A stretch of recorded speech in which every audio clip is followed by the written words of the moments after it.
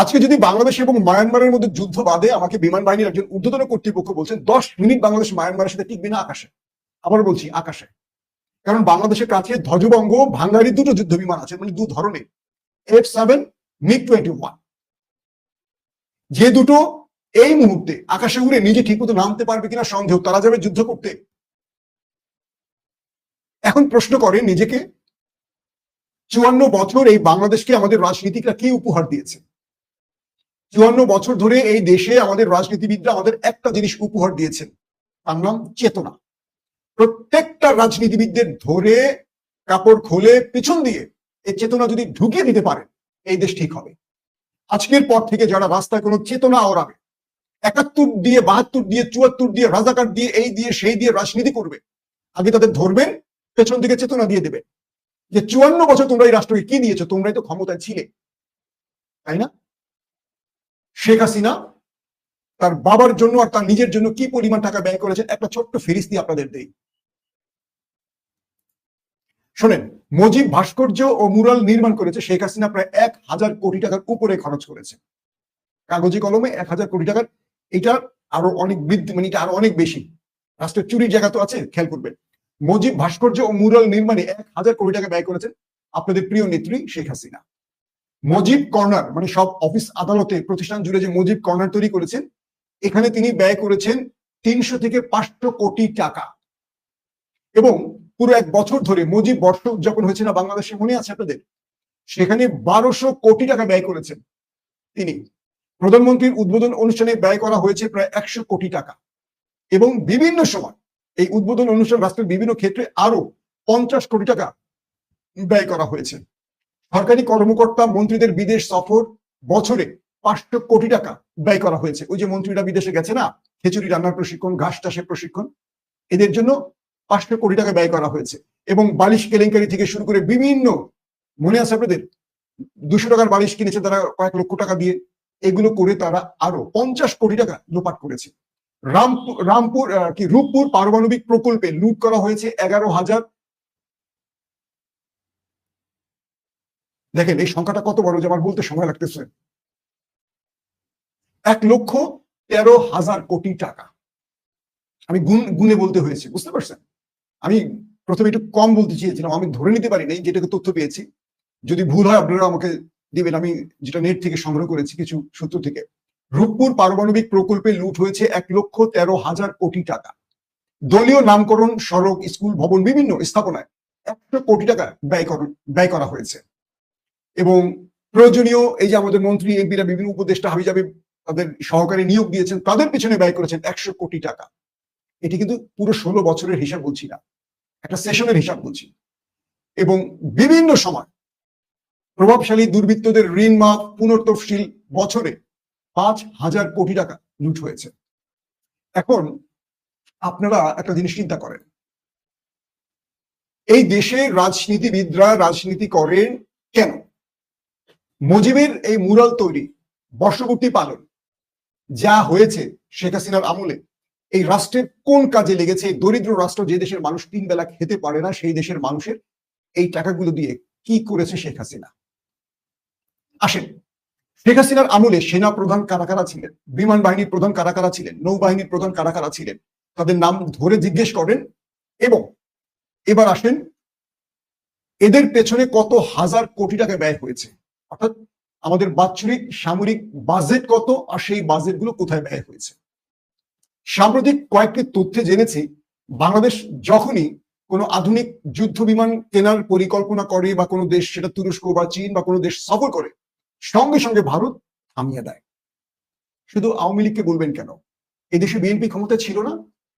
BNP আমাদের বিমান বাহিনীর কোন কোন বড় বড় উন্নয়নে ভূমিকা রেখেছে, সেটাও আমরা জানতে চাই। প্রশ্ন হলো, যে সামরিক বাজেট তৈরি হয়, এই বাজেটের টাকাগুলো কোথায় যায়? কারণ আমাদের সেনা অফিসাররা তো তারা কন্ট্রাক্টর, তারা এখন রিয়েল এস্টেটের ব্যবসা করছে। পুরো ক্যান্টনমেন্টের ডোবা ডাবা সব ভরে এখন তারা বিল্ডিং বানাচ্ছে। তারা তো যুদ্ধ করবেন না, তাদের যুদ্ধের প্রয়োজন নেই। পুরো দেশটা আমাদের শত্রুদের হাতে জিম্মায় রেখে তারা তাদের পকেট ভরেছেন সন্তানদের জন্য, নিজেদের জন্য। এই যে ছোট্ট একটা বিষয় বলি আপনাদের, রাষ্ট্রের 1 টাকা লুট আর একজন ব্যক্তির 1 টাকা লুটের পার্থক্য কি বোঝেন আমাদের দুর্নীতিবাজরা? ধরেন যে রাষ্ট্র থেকে কেউ 1 টাকা লুট করেছে, এই রাষ্ট্রের 20 কোটি মানুষের কাছ থেকে তিনি যদি ক্ষমা না চেয়ে মারা যান, তিনি কখনো জান্নাতের মুখ দেখবেন না, কারণ তিনি অন্যের হক নষ্টকারী হিসেবে বিবেচিত হবেন। আর একজন ব্যক্তির থেকে যদি কেউ টাকা আত্মসাৎ করেন, সেই একজন ব্যক্তি তার কাছ থেকে ক্ষমা চেয়ে নেওয়ার সুযোগ আছে, কিন্তু রাষ্ট্রের 20 কোটি মানুষের কাছ থেকে পারবেন? আমাদের হারুন, বিপ্লব, বেনজির বা আমাদের আজিজ, আমাদের যে সেনাপ্রধান ছিলেন আজিজ, এরকম বহু ব্যক্তির নাম জানি না, এরা কত হাজার লক্ষ কোটি টাকার মালিক হয়েছে জানেন? এই টাকাগুলো কি করবেন? এই টাকাগুলো তারা কি করবেন? এই টাকাগুলো তারা ব্যয় করতে পারবেন আদৌ? সম্ভব? এক জীবনে এত টাকা ব্যয় করার সুযোগ আছে? এরা দুনিয়াতে জাহান্নাম কামাই করে চলে গেছে। আমাকে এখন প্রশ্ন করবেন অনেকে, বাংলাদেশে যারা রাজনীতি করেন, অমুক ভাই সালাম নিন, তমুক ভাই সালাম নিন, এরা সবগুলো হলো মাদার ফাঁকা। এরা প্রত্যেকে নিজের পকেটের জন্য রাজনীতি করেন। 5 তারিখের পরে লুটপাটকারী চেঞ্জ হয়ে গেছে, নতুন লুটপাটকারী চলে এসেছে, কারণ যারা 16 বছর খেতে পারেনি, বাকি জিন্দগি তারা এখন খাবে। আবার ঝড় আসবে, তারা আউট হবে, আবার নতুন কেউ এসে খাওয়া শুরু করবে। এটা হলো রাজনীতি। আজকে যারা মাইলস্টোনে যাচ্ছেন এই দেখতে, ফটো সেশন করতে, যেসব রাজনীতিবিদরা যাচ্ছেন, আমার অনুরোধ, এদের সবাইকে ধরেন, ধৈরা এদের সবার থেকে রক্ত নেন, কারণ প্রচুর রক্ত লাগবে আমাদের আহত ভাই বোনদের জন্য। যেই নেতাই যাবে, যত সুন্দর পায়জামা পাঞ্জাবি পরে যাবে, ধরবেন, ধরে সবাই আগে রক্ত নেবেন, শরীর থেকে বাঁচবে। যে রাষ্ট্র থেকে তোরা বহুত লুট করে খাইছিস, ওদের গায়ে যে চর্বি জমছে রাজনীতিবিদ, এগুলো সব মানুষের টাকা আত্মসাৎ করে তোরা সব হারাম খেয়েছিস। এগুলো একটাও হালাল না। রাজনীতি যারা করে, কেউ হালাল টাকা কামাই করে না, সব হারাম খায়। এই যে আমাদের অনেক উপদেষ্টা যারা এখন নতুন করে বসছেন ক্ষমতায়, এরাও হাজার হাজার কোটি টাকা লুপাট করে বিদেশে জমাচ্ছেন। আমি নাম বলবো না, আমরা এগুলোর নাম তৈরি করতেছেন, ইনশাল্লাহ ধরবো।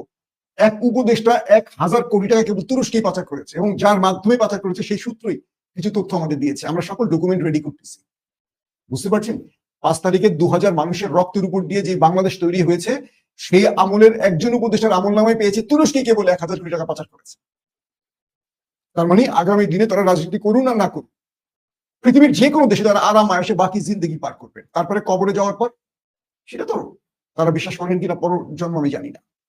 এখন দুটো বিষয় দেখেন, একটা স্কুলে এই যুদ্ধ বিমানটা পড়েছে, F7, আগুন ধরে গেছে।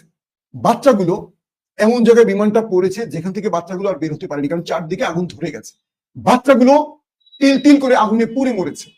কি ভয়াবহ! যে বাবা মার সন্তানেরা, তাদের একবার চিন্তা করেন, কাউকে চেনা যাচ্ছে না, কয়লা হয়ে গেছে দিব্যি।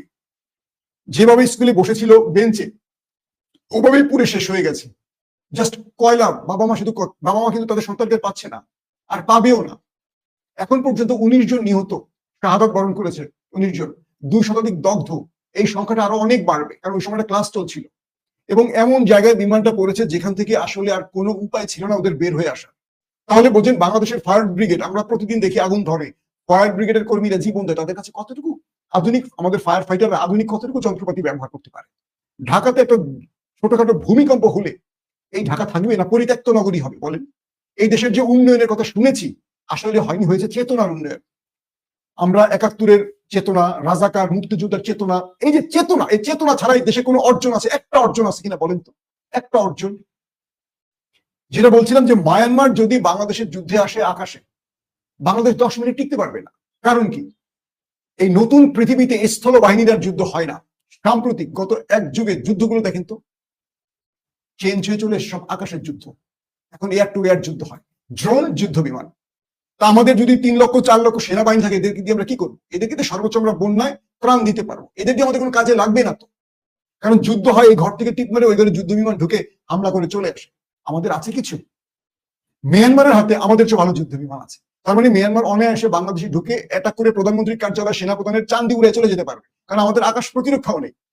সর্বশেষ তুরস্কের কাছ থেকে কিছু ড্রোন এনেছে, তাও যুদ্ধ বিমান না, ড্রোন। তো প্রতিদিনই আমাদের পাইলটরা আকাশে ওড়ে আর ইয়ানফসি করে আবার নেমে আসে, কারণ এই ধ্বজভঙ্গ, এই ভাঙ্গারি যুদ্ধ বিমানগুলো ব্যবহার করে, F7 আর MiG-21। এছাড়া আমাদের কাছে আর কোনো যুদ্ধ বিমান নেই। আর এই যে দুটো নাম বলেছি, এই দুটো হলো পৃথিবীর কোনো দেশে এই মুহূর্তে এগুলো ব্যবহার করে না। এখন আপনি বলবেন, ভাই এটা ভাগ্যের বিষয়, এটা এই, খুব সিম্পলি একটা কথা বলি, সকল কিছু আল্লাহর হাতে আমরা ছেড়ে দেই, কিন্তু আল্লাহ কি করেন আসলে? আপনি এটা 10 তলার বিল্ডিং থেকে নিচে লাফ দিয়ে বলবেন আল্লাহ ভাগ্যে রাখছে সেজন্য মরে গেছে, নাকি এটাকে আত্মহত্যা করবেন? তাহলে তার আত্মহত্যা শব্দটা বলা হয় কেন? আমাদের এই বিমানগুলো হলো আত্মহত্যার সামিল। আমার যে ছোট ভাইটা কথা বলছিল আমার সাথে, পাইলট, সে কাঁদছিল রীতিমতো। কারণ একদিকে তৌকির তার বন্ধু ছিল, আমি তার নাম প্রকাশ করতে পারছি না যেহেতু সে সার্ভিসে আছে, বিমান বাহিনী তাকে ধরে ঘাট ধরে বের করে দেবে, এই কাজটা তারা ভালো করতে পারবে। তো আমাদের বিমান বাহিনী, আমাদের সেনাবাহিনী, আমাদের নৌবাহিনী, এদেরকে আমরা দেশপ্রেমিক বলি। আদৌ কি এরা দেশপ্রেমিক বলেন আপনারা? আদৌ কি তারা দেশপ্রেমিক? আমাদের আর্মি অফিসারদের সম্পদের হিসাব একটু খোঁজ নিয়েন তো।